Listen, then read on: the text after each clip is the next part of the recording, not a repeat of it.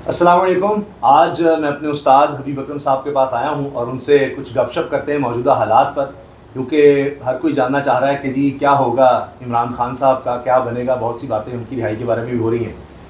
سر حبیب صاحب، آپ کو کیا نظر آ رہا ہے؟ کیونکہ بہت سے لوگ یہ بات کر رہے ہیں کہ شاید اب عمران خان کی رہائی قریب ہو. آپ کو لگتا ہے؟ عمران خان کی رہائی اگر قانونی اعتبار سے دیکھا جائے تو وہ اس ایسی پوزیشن پہ ہے کہ جہاں پہ کوئی بہت بڑی بنیاد ایسی موجود نہیں کہ انہیں قید رکھا جا سکے. ان کے مقدمات اگر اپنی ہی رفتار سے، جو پاکستان کی روایتی رفتار ہے، اس سے بھی چلتے جائیں تو اسامہ بہت جلد عمران خان صاحب باہر آ سکتے ہیں. یہ تو ہے ان کی قانونی پوزیشن. لیکن پاکستان میں معاملہ یہ ہے کہ صرف قانون ہی سب کچھ نہیں ہے، بلکہ اس کے علاوہ بھی بہت کچھ ہے. تو اس کے علاوہ جو کچھ ہے وہ ہے اسٹیبلشمنٹ.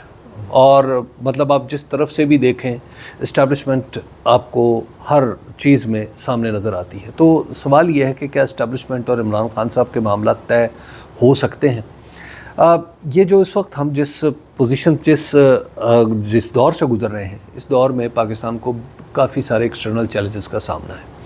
اور جب بھی آپ کو ایکسٹرنل چیلنجز سامنے ہوں، خاص طور پر ایسی پوزیشن ہو جو آپ کی سلامتی کے لیے خطرہ بن سکے، مثلا ابھی بھارت نے ہم پر حملہ کیا، ہم نے اس کا منہ توڑ جواب دیا، سب کچھ ٹھیک ہے، لیکن اس کے بعد کیا یہ حملہ دوبارہ نہیں ہوگا؟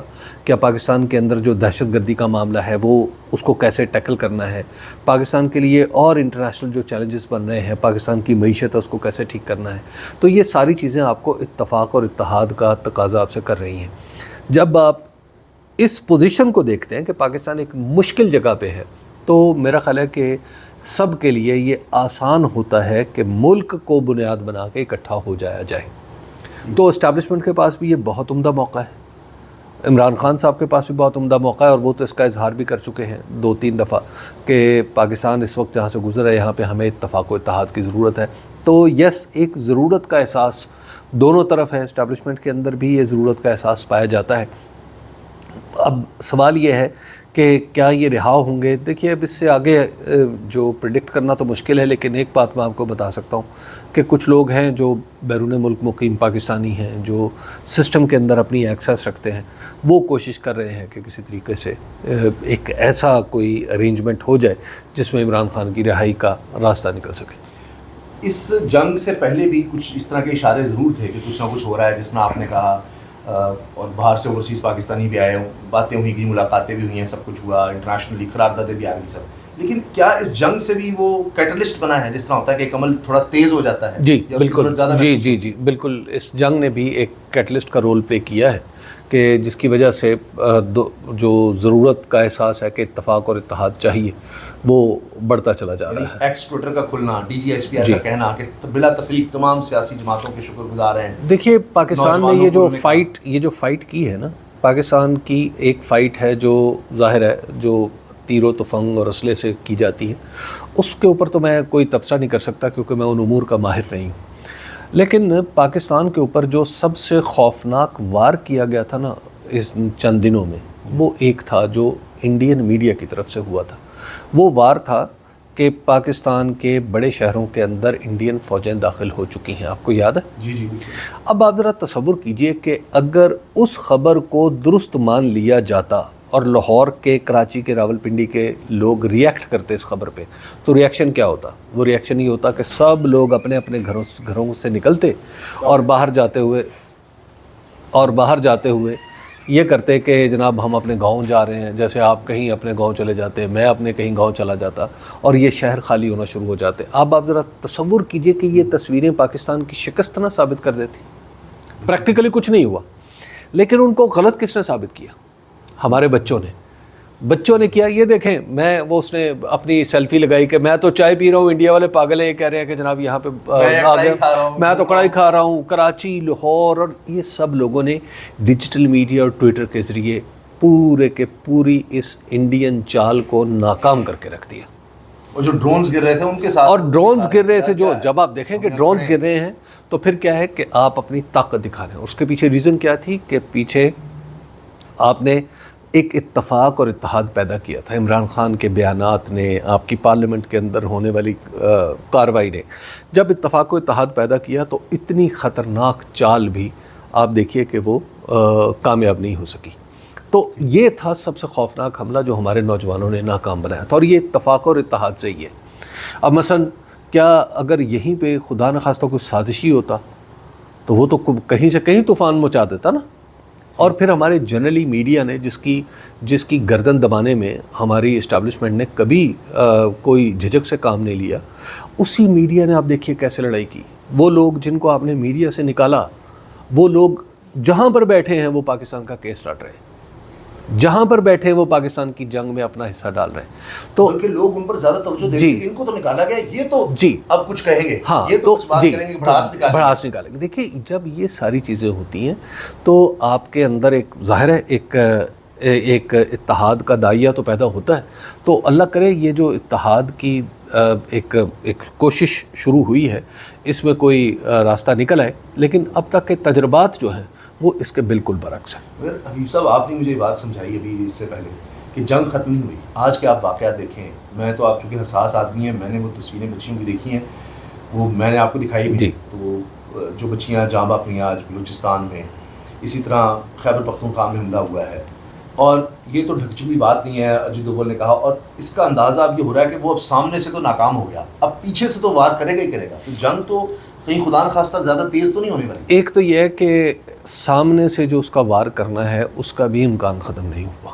اچھا جی، پہلے یہ بات بھی، اس بات کو بھی ذہن میں رکھیں۔ دیکھیے جتنا کچھ سٹیک پہ لگ گیا ہے انڈیا کے اندر، وہاں کی پبلک کو پیسیفائی کرنے کے لیے نریندر مودی صاحب کو اپنی سیاست بچانے کے لیے جو انہوں نے کھیل کھیلا تھا جو ناکام ہو گیا، اب وہ کوئی نیا کھیل کھیلیں گے۔ وہ کھیل کیا ہو سکتا ہے یہ آپ نے پہلے اس کا اندازہ کرنا ہے اور پھر اس کا توڑ کرنا ہے۔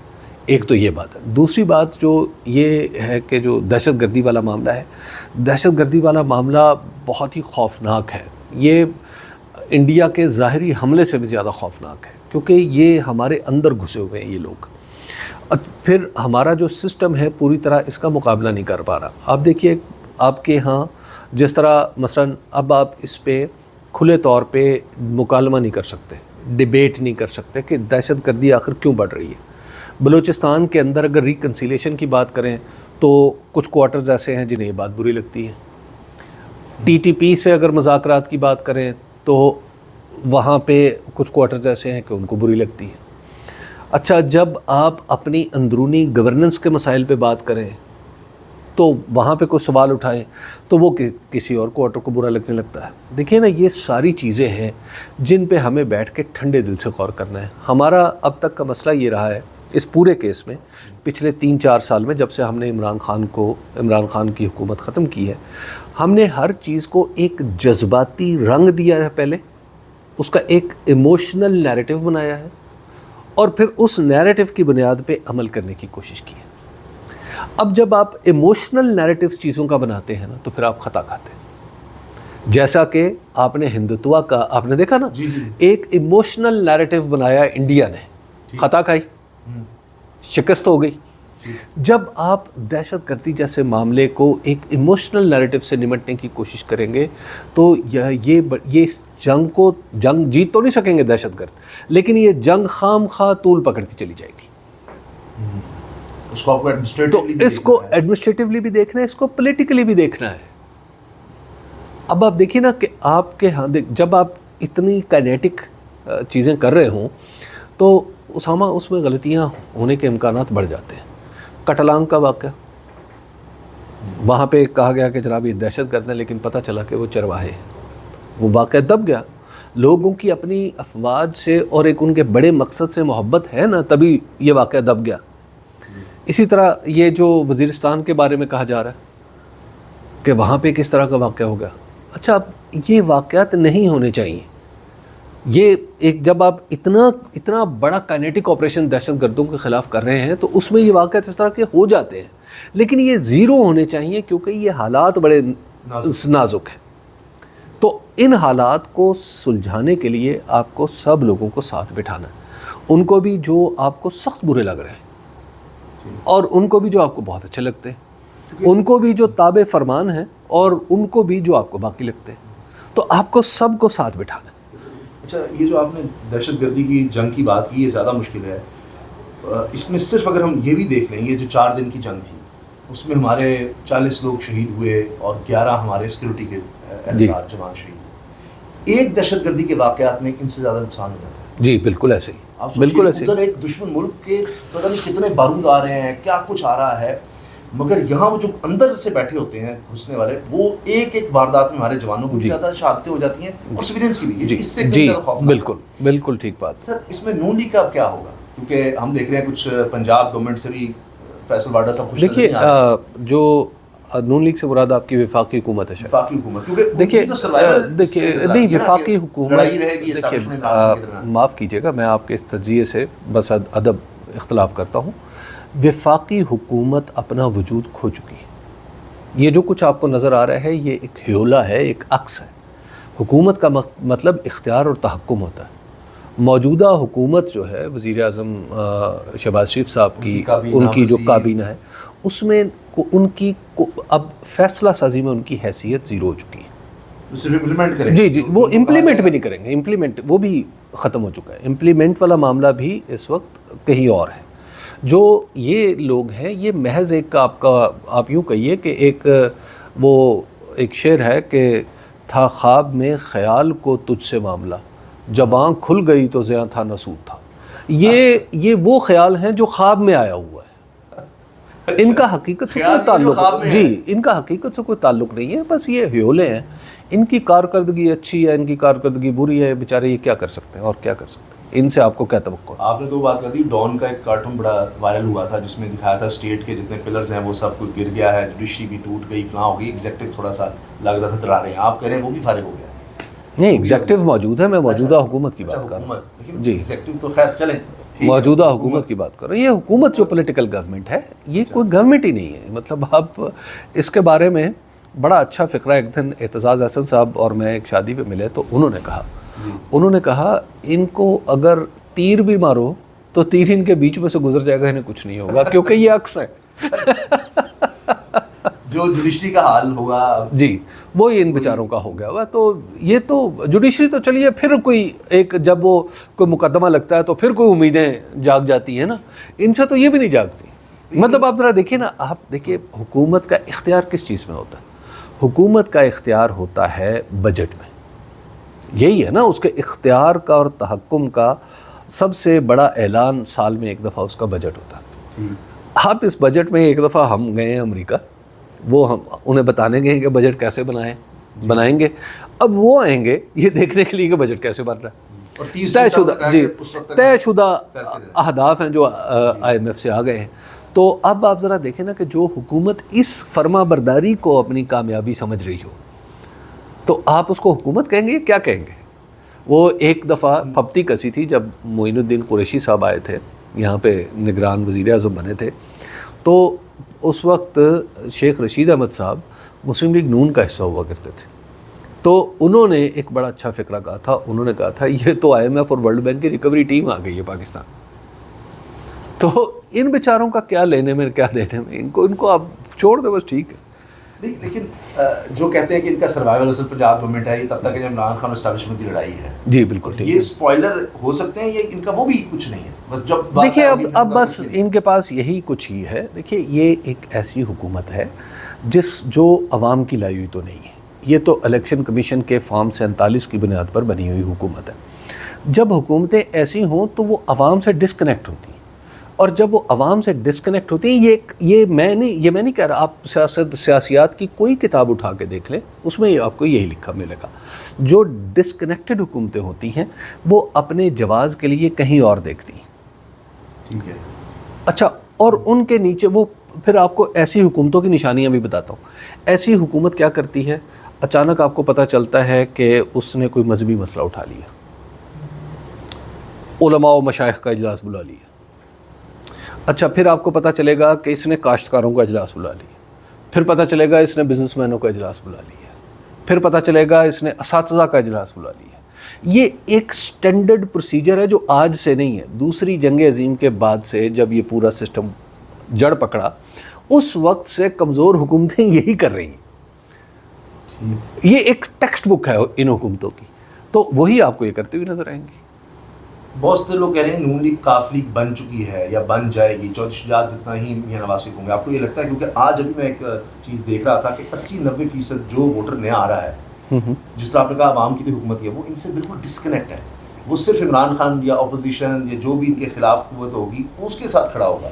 میں سمجھتا ہوں ہزاروں لاکھوں ووٹر جو آ رہے ہیں وہ پرانے اپنی جگہ، تو اس کا مطلب ہے ان کا تو پھر سیاسی کوئی وجود اگر پاکستان میں جو ہم نے جو 2024 کا الیکشن 2024 میں جو سب سے بڑا لاس ہوا ہے، ایک تو الیکشن کی کریڈیبلٹی کا ہوا نا، اس سے بھی بڑا لاس میں سمجھتا ہوں کہ پاکستان کو نواز شریف کا ہوا. نواز شریف صاحب پاکستان کے 3 دفعہ کے وزیر اعظم تھے. ایک دفعہ نہ MNA بنتے، نہ حکومت لیتے، نہ پارلیمنٹ میں آتے ہیں. اچھا ان کا کیا بگڑ جانا تھا؟ نواز شریف ہی رہنا تھا. 40 سال کی لیگیسی ہے. ٹھیک ہے. اور آپ نے کیا کیا کہ ان کے آپ نے دیکھے ہیں فارم 45. میں آپ کو اگر آپ کے پاس وقت ہوگا میں فارم 45 ان کا ہر فارم 45 جو ہے اس کے اوپر ایک نمبر کاٹ کے دوسرا نمبر لکھ کے ایک سائن کروائے گئے. اب آپ ذرا تصور کیجئے کہ پاکستان کے 3 دفعہ وزیر اعظم رہنے والے شخص کے جو MNA بننے کے فارم ہے اس کے اوپر یہ سائن ہوئے ہوں. اب آپ پھر اس کے بعد کیا کریڈیبلٹی رہ جاتی ہے؟ کیا رہ جاتا ہے باقی؟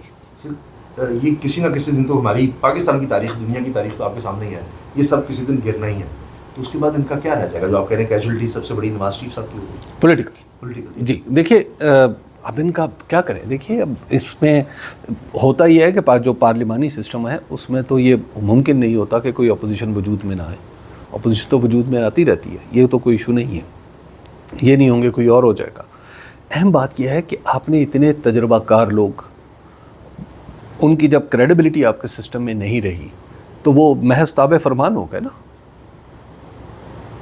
مطلب اب ایسے تابع فرمانوں کے ساتھ اب پاکستان کو کوئی نئی سیاسی جہت تو نہیں دے سکتے، پاکستان کو نئے چیلنج سے لڑنے کے لیے تیار تو نہیں کر سکتے. تو جو کچھ ہو رہا ہے پھر آپ کے سامنے ہے کہ نہ اکانومی پہ، نہ وہ جسے کہتے ہیں نہ ہاتھ باغ پر ہے، نہ پاہ رکاب میں، وہ والی کیفیت ہے. کچھ بھی سمجھ لیا. کچھ 3 سال ہو گئے اور آپ کو پریکٹیکلی آپ وہیں کے وہیں اسی دائرے میں گھوم رہے ہیں. اور آج سب کچھ کرنے کے باوجود آپ کسی شادی پہ جائیں، کسی تعزیت پہ جائیں، جہاں لوگ اکٹھے ہیں وہاں جائیں، اور کوئی پروگرام جیسے آپ اور میں بیٹھے ہیں آغاز کریں تو آغاز کس نام سے ہوتا ہے؟ عمران خان سے. جی خبروں کا بھی وہی ہے. خبر بھی عمران خان نے آج کیا کہا، حتیٰ کہ جنگ میں بھی، جی کیونکہ دوسری طرف سے تو بیان ہی کوئی نہیں آیا کہ عمران خان نے کیا کہا اور عمران خان نے کیا سنا، عمران خان کب رہا ہوں گے. اور ایک جو سوال ہے جو بہت پوچھا جاتا ہے اسی پیرائے میں کہ ایک پاکستان کا کی بنے گا. آپ جب سوالات کی نیچر یہ ہو چکی ہو اور پھر ان کے اوپر کھلی گفتگو ممکن نہ رہے تو دیکھیے یہ ملکوں کے لیے اچھے حالات نہیں پیدا کرتی. اس صورتحال سے نکلنے کے لیے آپ کو کھلنا ہے، ایک اتفاق رائے پیدا کرنا ہے. یہ اور آج مواقع ہے، کل مواقع نہیں رہیں گے. صورتحال تو بدلتی رہتی ہے نا. تو کسی نے کہا تھا کہ کیا پھر خدا نہ خاصے کسی اور جنگ کا انتظار کریں گے کہ پھر اس طرح کا. تو یہ بہت اچھے موقع ہیں. آپ اس میں یکجہتی پیدا کریں اور سسٹم کے اندر دیکھیے، سسٹم کے اندر حادثہ برداشت کرنے کی صلاحیت ہونی چاہیے. ہمارا سسٹم میں تو حالت یہ ہے کہ ایک آدمی کی تبدیلی ہوتی ہے یا ایک وزارت کی تبدیلی کر دیں تو ایسا لگتا ہے پورا سسٹم ہی ہل کے رہ گیا. لاسٹ کویشچن سر، یہ تو ہم سنتے ہیں دیکھتے ہیں کہ اپوزیشن بڑی ضروری ہوتی ہے کسی بھی معاشرے میں، یا حکومت کے لیے یا جمہوریت کے لیے. یہاں اب یہ ہے کہ اگر حکومت سے کویشچن کر رہا ہے، صحافت نام ہی اس کا تھا، ورنہ حکومت کے پاس تو بہت سے ڈپارٹمنٹس ہوتے ہیں، وہ ترویج کر سکتی ہے، ان کو چیک رکھنا، ان کے بارے میں کہنا یہ ایسے، وہ صحافت کا کام تھا. جو اس پر آواز اٹھاتا ہے اس کو ختم کر دو، نکال دو، اس کی آواز بند کر دو، یہ تو نکل جائے. دیکھیے اس سے نقصان کیا ہوگا؟ دیکھیے دنیا میں جہاں جہاں ترقی ہوئی ہے وہاں وہاں آواز کو کھول کے ترقی ملی ہوئی ہے، وہاں مکالمہ شروع کر کے ترقی ہوئی ہے. پاکستان کے اندر بہت سارے لوگ ہیں جو صاحبان اقتدار بھی ہیں، ان کا خیال یہ ہے کہ چین نے بڑی ترقی کی ہے. جی چینی ماڈل جو ہے، اب انہیں کون یہ سمجھائے؟ بڑے آدمی کو آپ سمجھا بھی نہیں سکتے. بھائی جو چین نے ترقی کی ہے، چین نے ترقی اپنے جکڑ بندیوں سے نکل کے کی ہے. جو 70s کا چین تھا اس کے اندر جو جکڑ بندیاں تھیں وہ 90s میں آ کے توڑی گئی تھی, 80s اور 90s میں توڑی تھی. ڈینگ زیاؤپنگ کا اصل کام ہی یہ تھا کہ اس نے سوسائٹی کو کھولا تھا, اس نے لوگوں کو کام کرنے کی اجازت دی تھی, اس نے لوگوں کو بات کرنے کی اجازت دی تھی. دس از واٹ, جی اس کے لحاظ سے وہ کھلے تھے, جی باقی level وہ اس میں پہ کھلے شاید تھے, وہ- جی باقی وہ, جی ایگزیکٹلی. تو ہمیشہ سوسائٹی کھل کے آگے بڑھتی ہے. آپ امریکہ کیوں ٹیکنالوجی میں سب سے آگے ہے کہ امریکہ اور یورپ کھلی سوسائٹیز ہے. پاکستان کے اندر باقاعدہ طور پہ آپ ذرا دیکھیے کہ یہاں پہ تو حالت یہ ہے کہ بات نہ کرنے پہ دلائل دیے جاتے ہیں, چپ رہنے پہ دلائل دیے جاتے ہیں.